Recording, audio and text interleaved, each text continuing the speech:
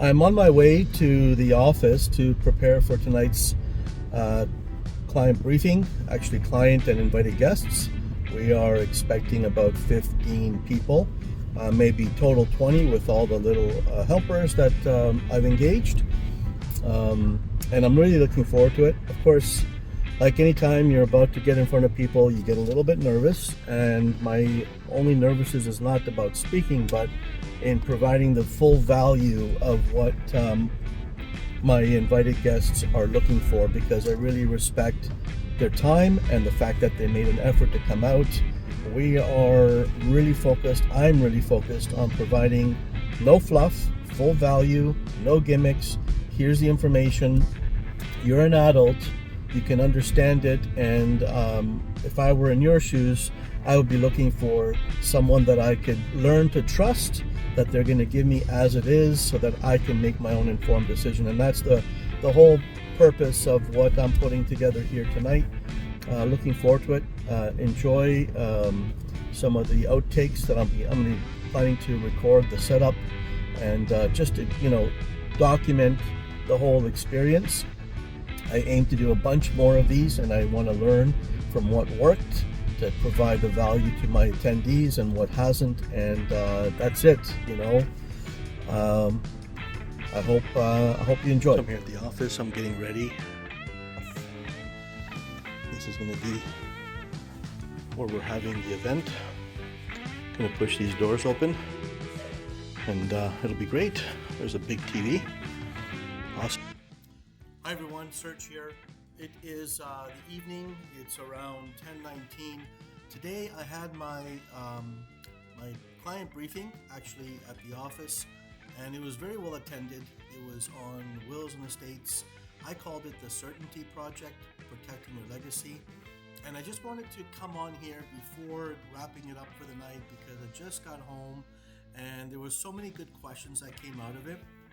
I wanted to sort of try to document it and let you know that possibly these are some questions that are going to be developed into future videos. Definitely we talked about probate. A lot of questions were about probate. We talked about using a corporate executor. That came up a bit. Some questions about should we be putting our kids as joint on our bank accounts or other accounts. That came up. There was also, one question came up as clients were leaving. If I have an RRSP, is it any way possible that I can transfer it or have it transferred in kind to someone other than my spouse, like my child? So that came up. Quick answer before even the video comes up is no, not currently at all. The only tax-free rollover that you can do is between spouses. Let me see. Other questions that came up. The difference between a primary and a secondary will, and our expert guest, Joe, talked about how the secondary will, trying to get this exactly right. That there's the primary will is your will for you as a person, and secondary will would most likely be if you have a corporation. We talked about trusts and the importance of setting up a trust if it made sense for you. Now, and I underlined specifically because people were kind of getting like the look in their eyes like, oh, I gotta go change the will. This was just specific questions for specific needs that each individual had. When you are developing your own estate plan, you should be speaking with a professional, your financial planner, your lawyer, because the information that you are getting when you're searching for a specific question or an answer on the internet through ChatGPT or YouTube or wherever does not take into account the whole holistic financial planning or estate planning that you may need to do for your specific family. So while the information is great, it's really just a teaser to get you to think about things that you may not have thought about or even didn't even know to question that was a possibility, which could come down the road to be really a costly mistake, let's call it, because you just didn't know. So it's important to keep yourself aware and continue to question and ask and talk with more people, because the more you learn what you have to ask. And one thing that came out for sure is that when you're speaking with a qualified professional, they will not just take your direction, they'll challenge you and ask you why. Why do you want, why do you want this executor? Because that came up a lot too. We talked about, naming an executor and how many people simply don't give much thought to it. They just say, well, my kid is going to be the executor. Our invited legal expert said, he was working in a case where there's, multiple executors and they don't get along. So that might happen where the executors, they just don't get along, and then all of a sudden it takes longer for the estate to settle, because executors, they have to, if there's 4 executors and 2 of them just don't want to be executors, well, think about it, they have to go to the financial institution sometimes in person. Coordinating 4 people, especially when 2 of them don't want to, could be very challenging and lengthen the process. So all very important topics to consider. After that, a few other topics came up that might make it into future seminars and webinars. One that came up was insurance. We talked quite a bit about insurance, about the importance of it as not just for protection, but also for growth and investment, so it can be there to pay any large end-of-life taxes that would be on your estate. Another question came up: should we either in our wills set it up as for the beneficiaries to a dollar amount or a percentage amount? As an example, do we give $200,000 each or a percentage of the estate?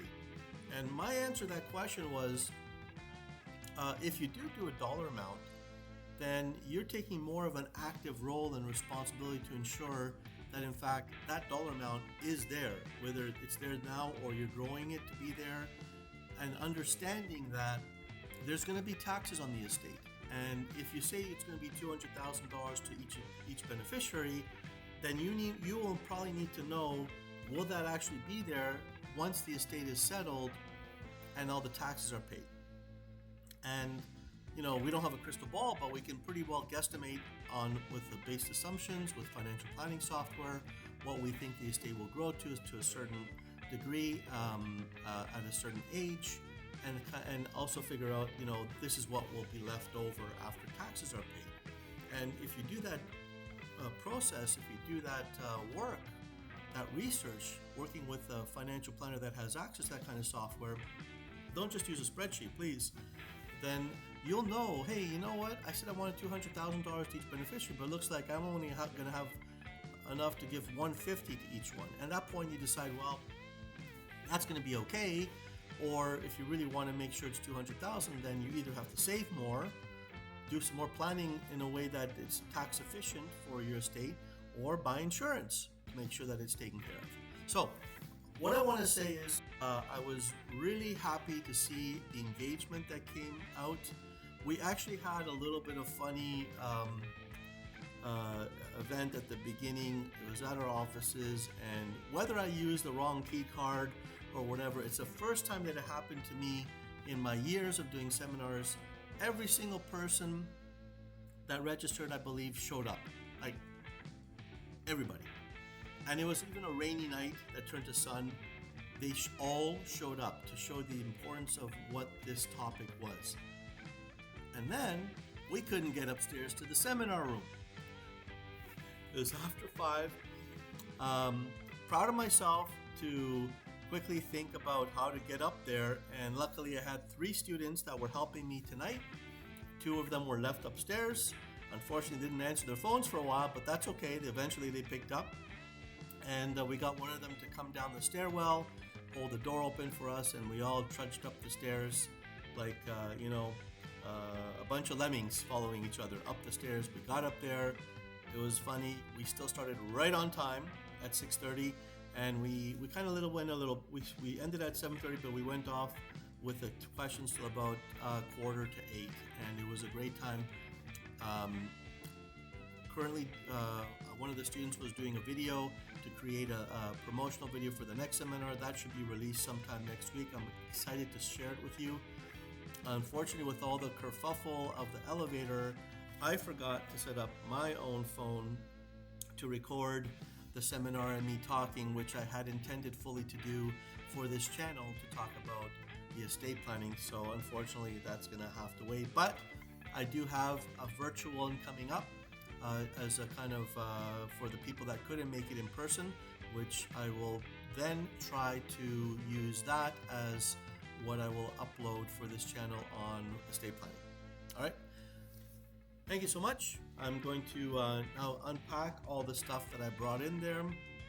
Not a lot of the food was eaten at all. Probably I picked the wrong stuff. It was all sugary chocolates and cookies and coffee and whatever.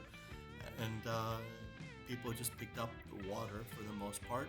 So tomorrow I'll be following up with everybody just to ask for feedback, accurate, honest feedback. What do they want to see in the future? What kind of food do they want to see, if any? What did they like? What did they really not like at all? Was there anything at all that I could have done to improve, so that every single future event and videos on this channel will be very, very valuable for Canadians to navigate, this landscape where it can be very complicated, especially if you really don't know what to ask, where to look, or have a trusted person to speak with. Anyway, thank you so much for letting me rant and rave and talk. Thanks for watching, and I'll be continuing to produce more content for this channel. Thank you so much. Please subscribe. I've only got 3 subscribers now, and I'm really trying to get traction on this channel. It will really help, and it will help me to create more content as well, and I look forward to providing that to you soon.